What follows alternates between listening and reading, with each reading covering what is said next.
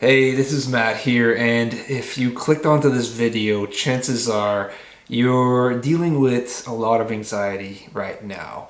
And before I go on to sharing the 8 tips that I want to share with you right now, I just want to say that I absolutely know how that feels. There was a moment in my life where literally like anxiety was controlling my entire life. I was waking up in the morning with anxiety. I was going to bed with anxiety. Throughout the day, it would just fluctuate up and down. I would try to do all sorts of different things to be able to help out with my anxiety. Oftentimes, just kind of going out and grabbing different things like, binge eating certain unhealthy foods, or constantly just drinking coffee, or whatever it might be that I felt like it was just going to uplift me or help me calm down, or whatever it might be. And none of like external sources or tools or resource or whatever it was really helped with the anxiety. It just kind of kept going. And the worst part was like, laying down in bed every night and being there with my heart pounding. And I was so anxious and worried about having another panic attack.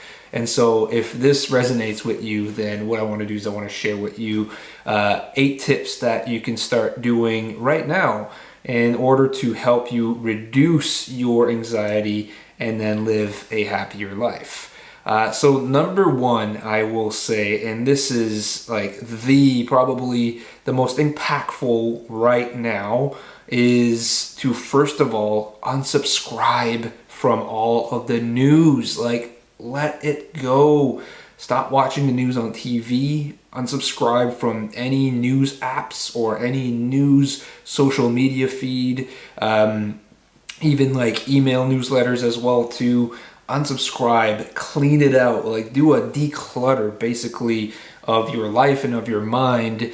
And one of the ways to do that is to declutter the amount of content and information that's kind of like feeding yourself every single day, because I tell you what, it really adds on to the anxiety, because most of the news reports are just based on fear, right? They're all based on, problems and concerns and all sorts of different things. And most of the time it's really focused on the negative and not necessarily focused on the positive. And maybe they'll throw a positive story in there just to spin it. However, most of the time it's negative. And the thing is because there's something in there that's can be very addictive when we watch the news and we have negative feedback that's coming up, because when we are in that kind of mindset, that's like negative mindset, it feeds it, right? And so that's why we can be very addicted to it. And I know for a fact I used to be in that place.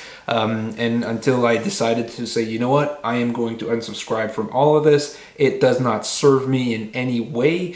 It can serve in general terms of what's going on. However, it doesn't serve me to become a better person, a more joyful person. So yeah, number one is eliminate the news or any access to that information.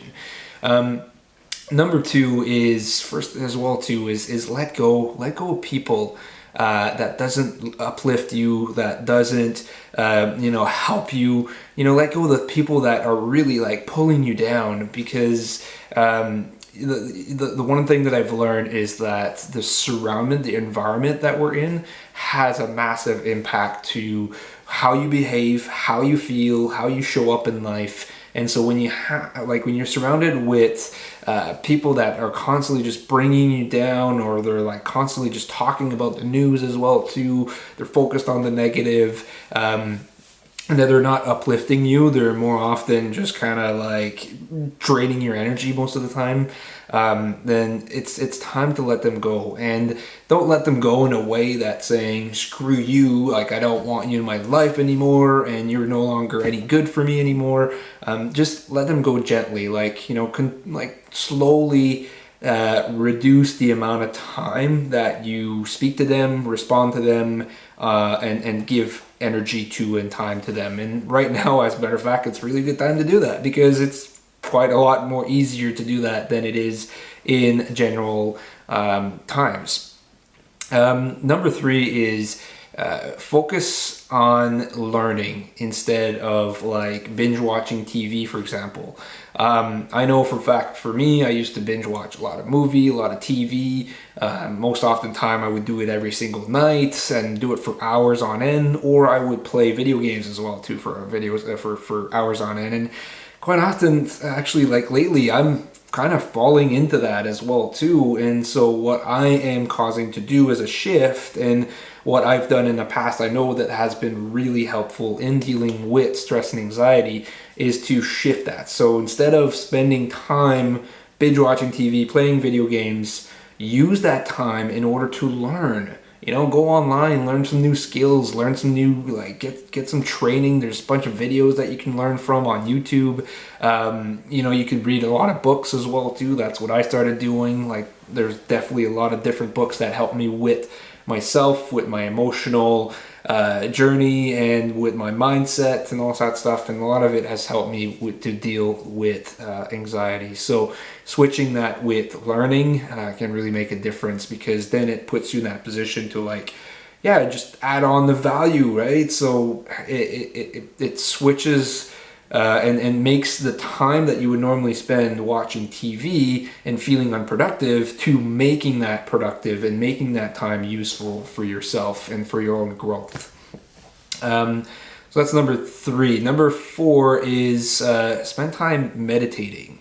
I meditate twice a day, so first thing in the morning and then the last thing before going to bed, and it makes a massive difference. At first, I mean, before I started it, I just didn't believe in it. I just didn't want to be bothered with it. I didn't want to waste my time with it. I was like, I got all sorts of other stuff to be doing. Well, right now, we really don't have that excuse anymore, and so this is really a good time. You know, it's a good time to start learning and start doing, and just slowly kind of stepping into that if you've never done it before. And if you're already doing it, then yeah, continue to do it. Like, it's really a great tool to be able to help to take control of your stress and anxiety. Because oftentimes it's a combination of like the emotional charge with the thoughts, and then you got the thoughts that also causes emotional charges. So meditations really helps you to observe that and see that, and then basically see it objectively, and then detaching it. So basically removing its power over you. So it's a really great tool to implement to be able to help reduce your stress, and of course at the end, you know, feel happier, more at peace on the inside, which makes a real good difference in the quality of life that you get to experience. The other thing as well too is food nutrition. You know, remove unhealthy foods, remove like anything that really doesn't serve to have like a very healthy and whole body. I used to be guilty of eating really unhealthily, and oftentimes I would just find myself justifying, like, oh, it's okay, you know, I'm like, you know, just in moderation, it's okay. But it was just really my justification for eating it, when in fact I was eating it daily. You know, I was eating a lot of like processed foods and chips and cookies, and I would eat a lot of like meats and a lot of carbs like bread and stuff like that. And so it was very heavy. It's very heavy for the body. And it's also like what it does is that like when you eat like that heavily, it causes inflammation in your body, which then causes to drain your energy, which when you have no more energy, you really feel down, and then you have all the stress as well too of your body trying to digest all that food and heal as well to all the inflammation. So yeah, it's really important to switch and start basically like removing certain foods that no longer serves you, and then replace it with something new, and take one step at a time. And over time, what we'll do is that we'll do a compound effect to the eating lifestyle that you incorporate in your life, and that makes a huge difference as well too in your stress and anxiety levels. The other one after that, so number 6 would be to connect with like-minded people. So, you know, when you're removing people that no longer serves you, that brings you down, that don't uplift you, it's a really good time to then like seek out and look for people that do uplift you. People that are there to help you, people that are there to genuinely listen to, you know, what you have to say and what you have to share and what's real for you, what's authentic for you, what you like, how you really feel. Yeah, and that's it makes a huge difference as well too with stress and anxiety, because when I was dealing with a lot of like this stress and anxiety, I felt like no one really understood me. I felt like I was alone. I felt like I was the only one who was dealing with this. And I would speak sometimes and share, you know, how I would feel, and then like the only response that I would get would be like, yeah, well, you know, you should be really worried about it, and it's not really a big deal, and you know, things are really, you know, okay with you, and like you're a young guy, so you should be worried about stress and anxiety and all that stuff. And I was just like, yeah, but that's just superficial. You don't understand. Like, this is truly what's going on the inside. You know, like what it looks on the outside is not what represents how I feel on the inside. And so I just felt misunderstood all the time. And again, like I felt alone. And when I started to connect with like-minded people, I mean, if there's none of those in your community, go online, find some different communities, reach out to me. More than happy to connect as well too with like-minded. If you're resonating with what I'm sharing in here and you're still listening to this video after 11 minutes, chances are that we are like-minded, and so more than happy to connect as well. And you know, just having that one person to be able to share with can make a huge difference. So I've been more than happy to create that space for you to listen, to understand, because I know how it feels. I know how painful it feels when you're in that space, and I know how painful it is when you have no one who's there to really listen and understand what's going on with you. So yeah, again, like having like-minded people around you makes a huge difference. It uplifts you. It helps you understand that you're like, yeah, you're not the only one who's dealing with those things. So yeah, again, switches things for you. And then the other thing as well too, so 7 is work towards your ideal life. So that's like really important, and working towards your ideal life will give you a purpose, will give you a reason to get up in the morning, will give you a reason to learn and grow, will give you a reason to why you should be surrounding yourself with like-minded people. It will give you a reason why to evolve, to discover your own inner peace, to discover different techniques and tools to be able to free yourself from anxiety. And in the process, what you get to do is you get to discover more about yourself. You get to discover more about your gifts and your values, and the process, then you get to put yourself in the position to show up as your best self. And when you work towards that ideal life, that all comes with that, right? So and when you have that ideal vision of how the life that you want to experience, you know, you got to also understand, like, who do you need to be operating at that level, to be operating to live this kind of life, to have these kind of relationships, to have this kind of like success in your life and in your business, and to have this sense of like confidence and power, and like being in a place where like nothing stands in the way. All of that encompasses into creating your ideal life. And so it makes every step of the way, as far as all those little shifts, those little changes that you make in your life, so much more purposeful, because then it gives it a reason to why you would want to go there in the first place, right? So having that vision is really key and ideal. I'm really at number 7 here, and I went on through my whole list because there was one that I combined at the beginning, you know, with the eliminating the news and stuff like that. However, I will add one extra bonus one here, which will make it for 8 in total. Practice presence. That is one of the like a very, I don't know if it's anyways, in my perspective, in my own journey, has enabled me to access so much inner peace, so much you know, freedom, so much power as well too, to be able to understand like just the joys of life, and where it all comes from. And really all of like the best feelings and excitement that comes from experiencing life is truly from living in the present moment.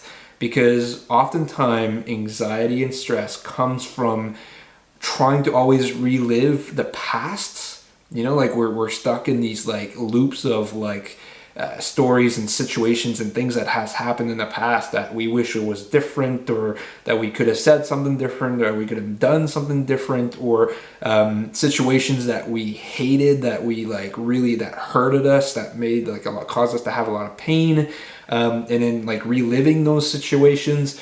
Or it comes from the future as well too, and as our anticipation of the future, worried to reproduce that same outcome that we experience, right? Like we're worried that we're gonna face that same scenario where we're gonna get hurt again. We're worried about a relationship because we don't want to get hurt like we got in the past, or we don't want to get into a work or career or business and then get hurt like in the past, like as we failed at a homework or a project at school or something it might be. And oftentimes they're coming from a childhood situation, a childhood story scenario, and we have this little child inside of us that's scared, that's worried about what has happened, and also anticipating and worried about what could happen in the future, which causes us to have a lot of stress and anxiety. And so the idea is to let go, to forgive, to love that little child that's inside of you that got hurt, and then forgiving as well too others that has caused pain. And it's not to say like, hey, we're letting them off the hook. It's not saying that it's okay what they've done. However, it's at least forgiving them that, hey, this is what has happened, and that is what's so, and I forgive them for what they've done because they probably didn't know what they were doing anyways, and they just responded that way, and that's just how I received it. And when you forgive them, it removes the power of that situation or that person over you and your level of stress and happiness as well too. And then letting go as well to the future, and being trust, like bringing trust of the unknown, that the future is always uncertain anyways, right?